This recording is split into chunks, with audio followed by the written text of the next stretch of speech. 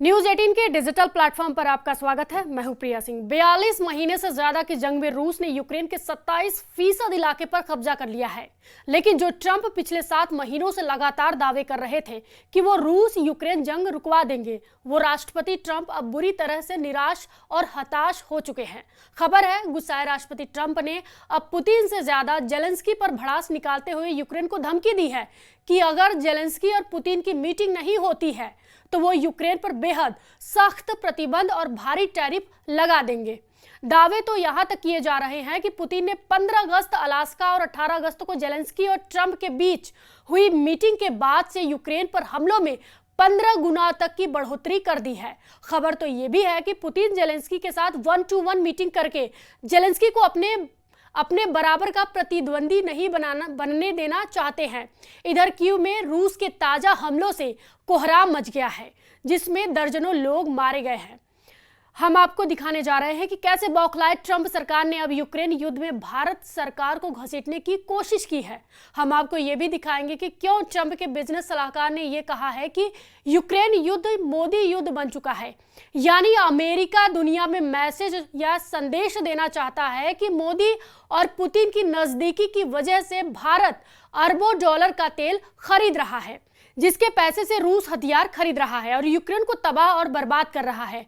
कुल मिलाकर यूक्रेन युद्ध में अब ट्रंप के मुताबिक आर्थिक विश्व युद्ध शुरू हो चुका है। सबसे पहले देखिए रूस के सबसे ताजे और भीषण हमलों से यूक्रेन को कितना नुकसान हुआ है, भारी नुकसान हुआ है। आपके टीवी स्क्रीन पर इस वक्त जो तस्वीरें दिख रही है वो यूक्रेन पर रूसी सेना के हमलों की सबसे ताजा तस्वीरें हैं।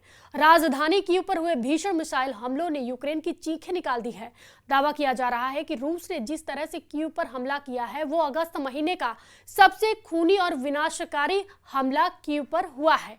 यूक्रेन की राजधानी कीव से लेकर पूर्वी यूक्रेन में रूसी सेना के हमलों से जुड़ी सबसे ज्यादा आंकड़े बता देते हैं। यूक्रेनी अधिकारियों के मुताबिक यूक्रेन की राजधानी पर रात में हुए रूसी ड्रोन और मिसाइल हमले में 3 बच्चों समेत कम से कम 14 से ज्यादा लोगों की मौत हो गई है और दर्जनों घायल हुए हैं। 28 अगस्त को सुबह तड़के कीव में शक्तिशाली विस्फोट हुए, जिससे आसमान तक आग और धुआं उठता हुआ देखा गया। रूस के मिसाइल हमले में कई इमारतें तबाह हो गई। एक न्यूज एजेंसी के मुताबिक स्थानीय कमांडर के हवाले से बताया गया कि रूसी सैनिक पूर्वी दनीप्रोपेट्रोव्स्क क्षेत्र के नोवोहेवोरहिव्स्का और जापोरिज्के गांवों में घुस गए हैं, जो डोनेट्स्क क्षेत्र के पास एक प्रमुख यूक्रेनी औद्योगिक केंद्र है। क्योंकि अधिकारियों के मुताबिक रूस के हमले में 1 लाख घरों की बिजली गुल हो गई है।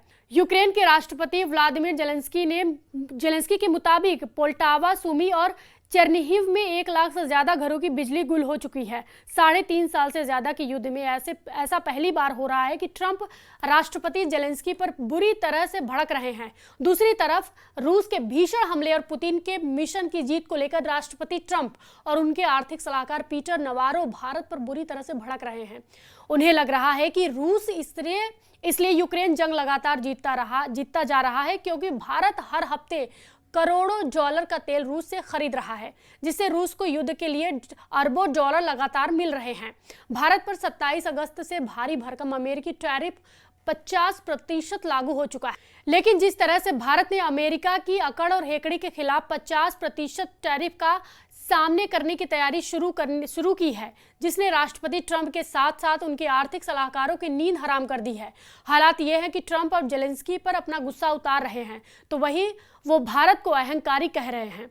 जरा देखिए, राष्ट्रपति ट्रंप के आर्थिक सलाहकार पीटर नवारो ने भारत पर लगाए गए 50% टैरिफ को यूक्रेन युद्ध से जोड़कर पूरी दुनिया को हैरान कर दिया है। पीटर नवारो ने अब रूस यूक्रेन युद्ध को सीधे मोदी का युद्ध करार दे दिया है।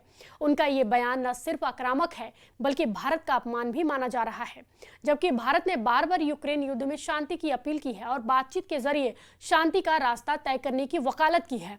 अमेरिकी राष्ट्रपति ट्रंप और उनके आर्थिक सलाहकारों की बौखलाहट का अंदाजा इसी से लगाया जा सकता है कि पीटर नवारो ने कहा, मुझे सबसे ज्यादा परेशानी इस बात से है कि भारतीय इस मामले में इतने अहंकारी है। वे कहते हैं, अरे हमारे टैरिफ ज्यादा नहीं है, अरे ये हमारी संप्रभुता है, हम जिससे चाहे तेल खरीद सकते हैं। नवारो ने आगे कहा, भारत दुनिया का सबसे बड़ा लोकतंत्र है और उसे एक लोकतंत्र की तरह व्यवहार करना चाहिए।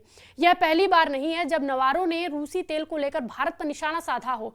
उन्होंने पहले भारत को टैरिफ का महाराजा कहा था और दावा किया था कि 2022 में यूक्रेन पर रूस के आक्रमण से पहले रूस के साथ भारत का तेल व्यापार लगभग शून्य था। नवारो ने कहा था, भारत में 25% टैरिफ इसलिए लगाए गए क्योंकि वे हमें व्यापार में धोखा देते हैं।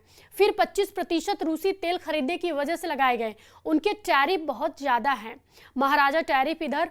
दूसरी तरफ राष्ट्रपति ट्रंप इस बात से बौखलाए हुए हैं। पुतिन और जेलेंस्की से अलास्का और वॉशिंगटन में मीटिंग के बाद जिस तरह से ट्रंप की दुनिया में वाहवाही हो रही थी, उसका जनाजा निकलना शुरू हो गया है। जब ट्रंप ने जेलेंस्की पर भड़कते हुए कहा कि अगर पुतिन और जेलेंस्की की मीटिंग नहीं होती है तो फिर वो यूक्रेन पर भारी टैरिफ और प्रतिबंध लगा देंगे। ट्रंप ने जेलेंस्की पर भड़कते हुए कहा कि जंग में कोई एक जिम्मेदार नहीं है, जेलेंस्की मासूम और बेचारा बनने की कोशिश ना करे। अगर जल्द जेलेंस्की ने युद्ध का हल निकालने में मदद नहीं की तो फिर अमेरिका यूक्रेन पर प्रतिबंध और टैरिफ लगाकर जंग रोकने के लिए मजबूर कर देगा। 1281 दिन से ज्यादा की जंग में यूक्रेन अब तक $360 बिलियन के हथियार अमेरिका, नाटो और यूरोपीय देशों से ले चुका है। ट्रंप के सामने भी पुतिन ने 15 अगस्त 2025 को कहा था कि अगर यूक्रेन के 4 बड़े इलाके रूस को यूक्रेन सौंप दे तो रूस सीज फायर के लिए तैयार हो सकता है। लेकिन जेलेंस्की ने दो टूक कह दिया है कि यूक्रेन की जमीन रूस को गिफ्ट में नहीं दी जाएगी। यूक्रेनी सेना ने भी चुन चुनकर रूस की तेल रिफाइनरियों में भयंकर हमले किए हैं। तेल रिफाइनरियों से उठता धुआं साफ दिखाता है कि यूक्रेन, अमेरिका, नाटो चाहते हैं कि अगर रूस के तेल रिफाइनरियों को तबाह कर दिया तो रूस लाखों बैरल तेल रोज निर्यात नहीं कर पाएगा और जंग रोकने के लिए मजबूर हो जाएगा। रूस पर यूक्रेन के ताजा हमलों से साफ पता चलता है कि यूक्रेन लंबी जंग के लिए खुद को तैयार कर रहा है।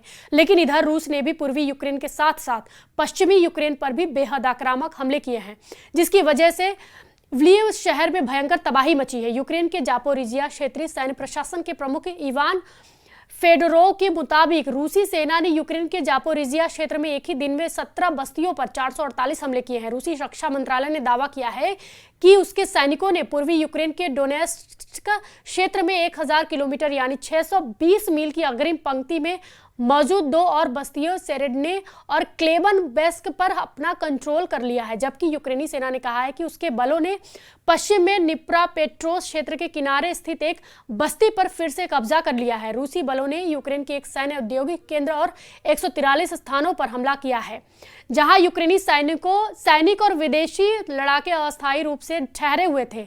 एक यूक्रेनी ड्रोन हमले करने के कारण कुर्स्क परमाणु ऊर्जा संयंत्र में आग लग गई, जिसका बदला रूस 24 अगस्त से लगातार ले रहा है। 24 अगस्त से कुल मिलाकर रूस यूक्रेन जंग अब ऐसे दौर में पहुंच चुकी है जहां अब हर हाल में जेलेंस्की को यूक्रेन की जमीन रूस को सौंपनी पड़ेगी, क्योंकि हताश और निराश ट्रंप भी समझ गए हैं कि पुतिन को हराना और झुकाना नामुमकिन है।